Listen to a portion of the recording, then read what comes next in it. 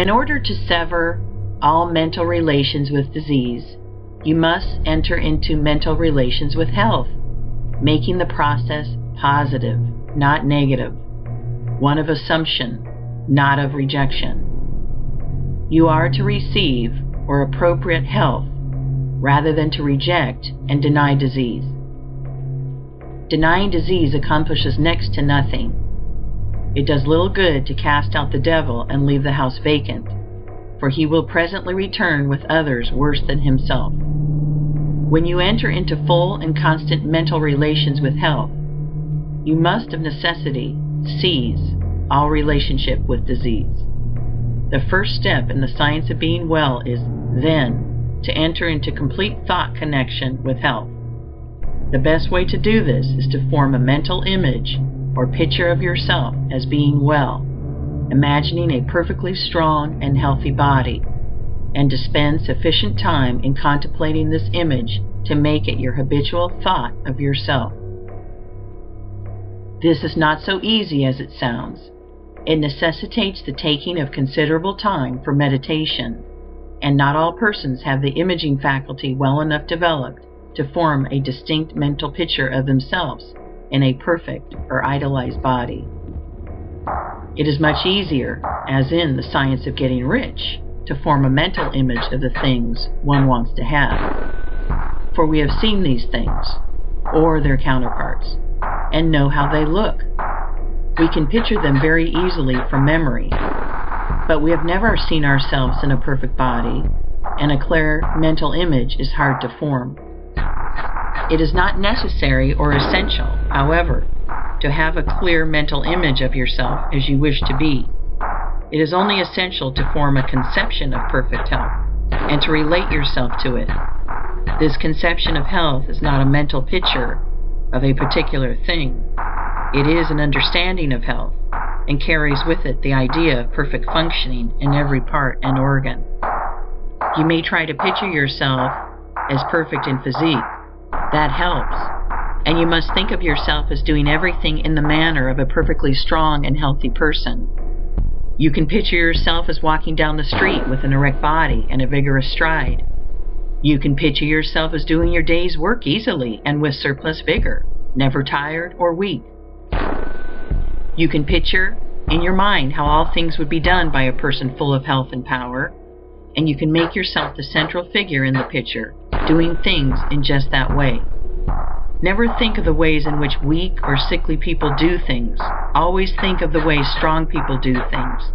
Spend your leisure time in thinking about the strong way until you have a good conception of it, and always think of yourself in connection with the strong way of doing things. This is what I mean by having a conception of health. In order to establish perfect functioning in every part, man does not have to study anatomy or physiology so that he can form a mental image of each separate organ and address himself to it. He does not have to treat his liver, his kidneys, his stomach, or his heart. There is one principle of health in man which has control over all the involuntary functions of his life, and the thought of perfect health impressed upon this principle will reach each part and organ. Man's liver is not controlled by a liver principle, his stomach by a digestive principle, and so on. The principle of health is one. The less you go into the detailed study of physiology, the better for you. Our knowledge of this science is very imperfect and leads to imperfect thought.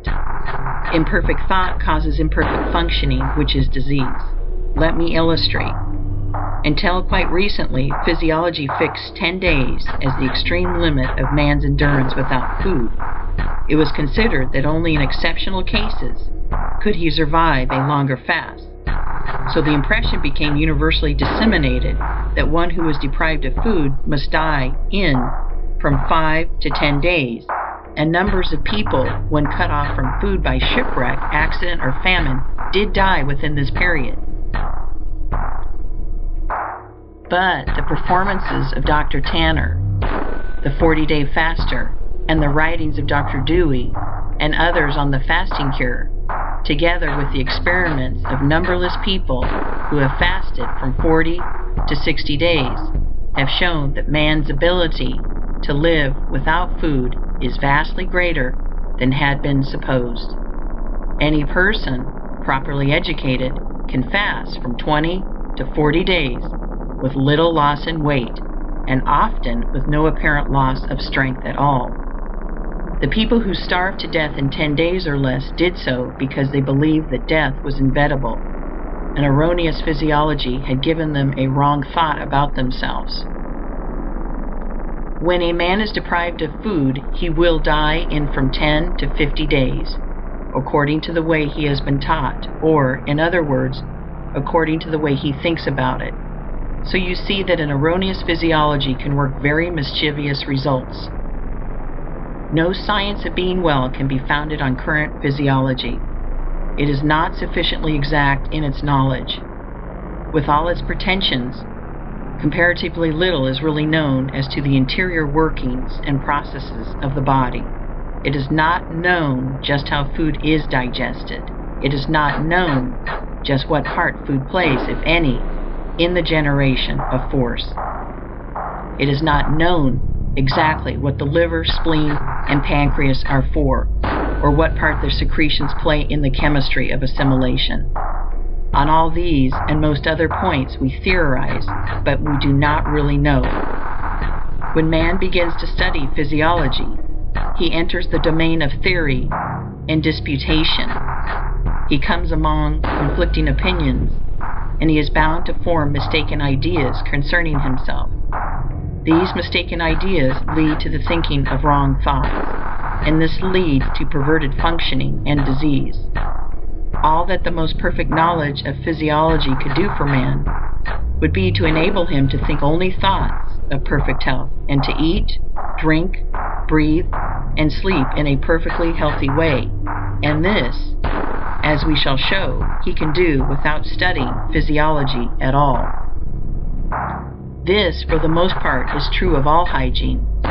There are certain fundamental propositions which we should know, and these will be explained in later chapters. But aside from these propositions, ignore physiology and hygiene. They tend to fill your mind with thoughts of imperfect conditions, and these thoughts will produce the imperfect conditions in your own body. You cannot study any science which recognizes disease if you are to think nothing but health. Drop all investigation as to your present condition, its causes, or possible results, and set yourself to the work of forming a conception of health. Think about health and the possibilities of health, of the work that may be done, and the pleasures that may be enjoyed in a condition of perfect health. Then make this conception your guide in thinking of yourself.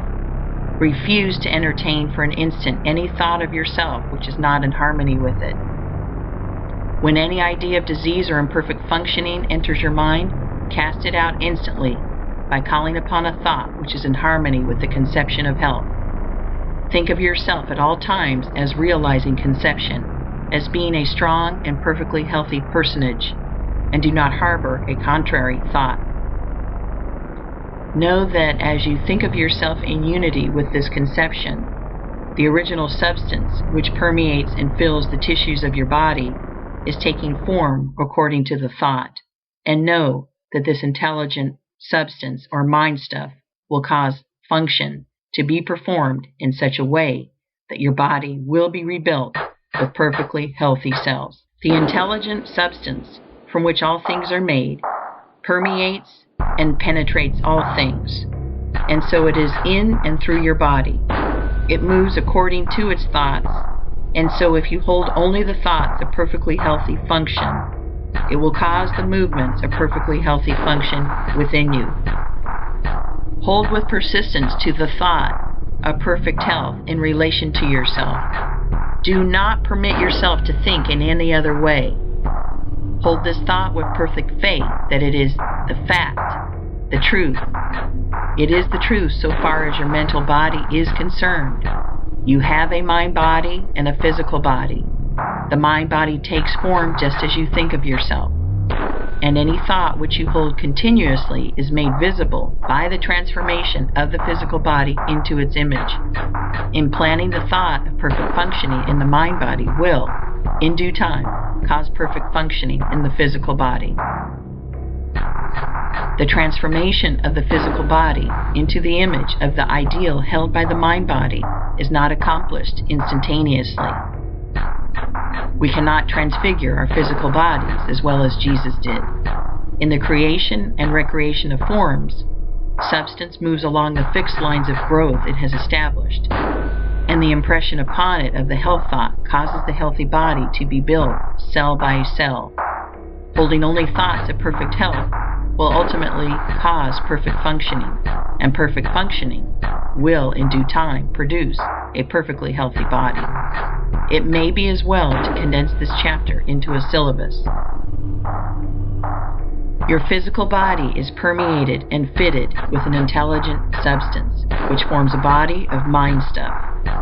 This mind stuff controls the functioning of your physical body. A thought of disease or of imperfect function impressed upon the mind stuff causes disease or imperfect functioning in the physical body.